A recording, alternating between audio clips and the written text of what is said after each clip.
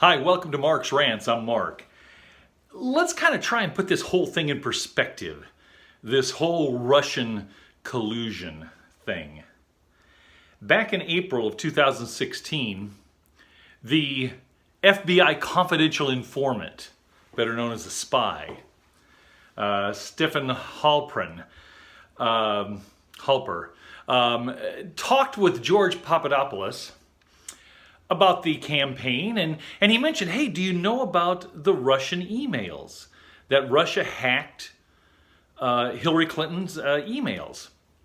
And so that conversation went on, and then come May of that same year, the very next month, old George is in a bar, and a young woman comes walking up to him and starts talking to him and buys him drinks.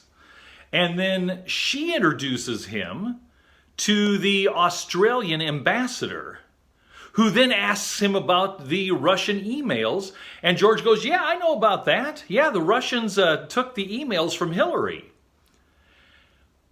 Well, the FBI says that is the genesis of this Russian collusion investigation. So let me get this straight. An informant or a human asset or a confidential informant or a spy goes up to George Papadopoulos and tells him about the Russian emails.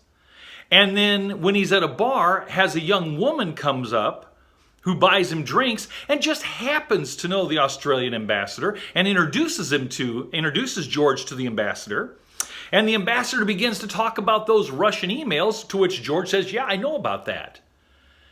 And then the Russian or the Australian ambassador tells the FBI that George Papadopoulos knew about the Russian emails. So they gave him the information, and then they used the fact that they gave him the information as the basis to start this investigation. So at the same time frame, we're discovering that Hillary Clinton had used an illegal email server. It was unsecure, and she had been using it for government business. And the FBI was supposedly conducting this investigation into it, where they wrote the exoneration before they ever really did the investigation or interviewed her or her people.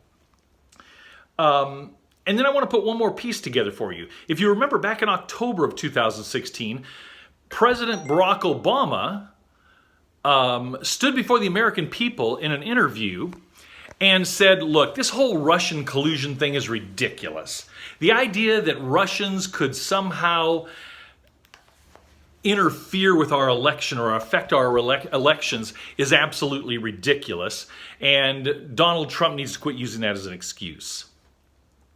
So that was in October 2016. But yet the FBI had already started an investigation way back in May of 2016. Now, between April and May and October, in July, the Steele dossier comes to light. The Hillary Clinton campaign and the Democratic National Committee paid a former British spy, a foreign agent, to go and collect information on Donald Trump from Russian nationals. Now, I don't know about you, but that kind of seems to me to be the very definition of collusion, but not to the FBI. So they use this Steele dossier as the basis to get FISA warrants to spy on Carter Page and General Flynn and others. They get 4 FISA warrants total for surveillance. And so this then leads into this whole setup of Donald Trump being investigated for Russian collusion. Now, there are a couple problems I have with this whole thing. First off, Barack Obama said there was no collusion. That's ridiculous. The thought of that is absolutely ridiculous.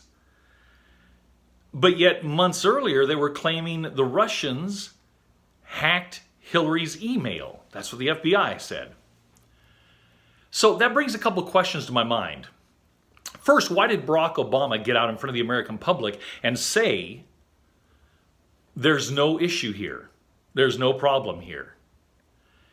Second, Since Barack Obama had emailed Hillary Clinton on that secret service or secret server with her own domain, I think it was clintonmail.com, they knew the existence of that server.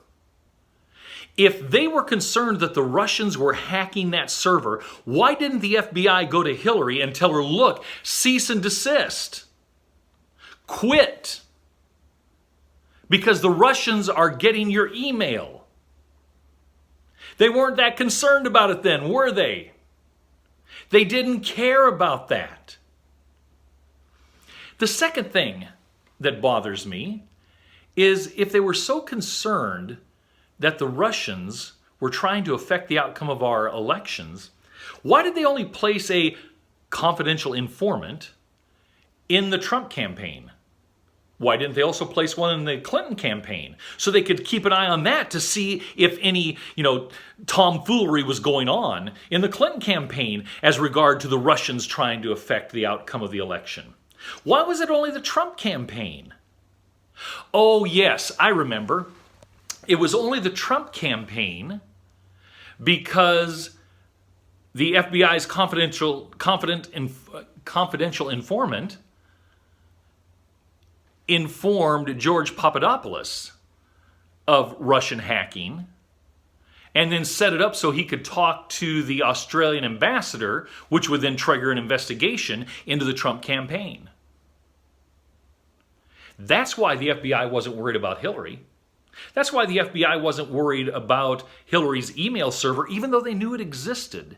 And they said the Russians were hacking it. They still didn't shut it down. They weren't concerned about it.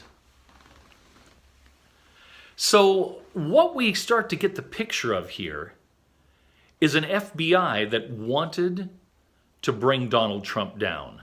A deep state that wanted to bring Donald Trump down. The CIA colluded in this. The Department of Justice under Barack Obama colluded in this. It was a mass government collusion to, number one, try to stop Donald Trump from getting elected. But then remember when FBI agent Peter Strzok talked about the insurance policy they had, the insurance they had if Trump should happen to get elected? Well, guess what? That's the combination of George Papadopoulos being set up to trigger an FBI investigation, and it was the emails being hacked by the Russians that George knew about, and the insurance policy was the Russian dossier. So that if for some crazy, unforeseen reason, Hillary Clinton won the election, well, they'd have a reason then to bring Donald Trump down. This whole thing doesn't add up, folks. I'm telling you, this whole thing doesn't add up. And then the other day when Senator Mark Warren and Chuck Schumer and Adam Schiff go to this meeting with the DOJ and the FBI that Chairman Devin Nunes and Trey Gowdy went to, along with Chief of Staff Kelly, the Democrats come out saying, oh, there's no evidence of spying. That's the word they used. We see no evidence of a spy. Well, we've learned from former Obama Director of National Intelligence, James Clapper, that there was someone in the campaign that was informing, maybe more than one person, but it was a confidential informant. Or as James Comey called them, a confidential human asset, I think he said. So this is a semantics game. The Democrats are saying, oh no, there was no spy. But the FBI goes, yeah, there's confidential informants in there. Tomato, tomato. But the fact remains, folks, this thing is ugly, it's deep, and once it is unraveled, I think we're going to find one of the worst scandals of government abuse this country, the abuse of power on the part of the government that this country has ever seen. This is going to make Watergate look like, or Iran-Contra look like child's play. The entire deep state, with the knowledge of the President of the United States, there's no way the FBI would ever dream of putting a confidential informant in a presidential campaign without the knowledge of the President of the United States and his approval. Once this is uncovered, folks, it's going to shake our government to the very foundation of who we are. Thanks for watching Mark's Rants. Click that button below to subscribe and get our latest videos that you can use to challenge your liberal friends. You take care. Have a great day. God bless you.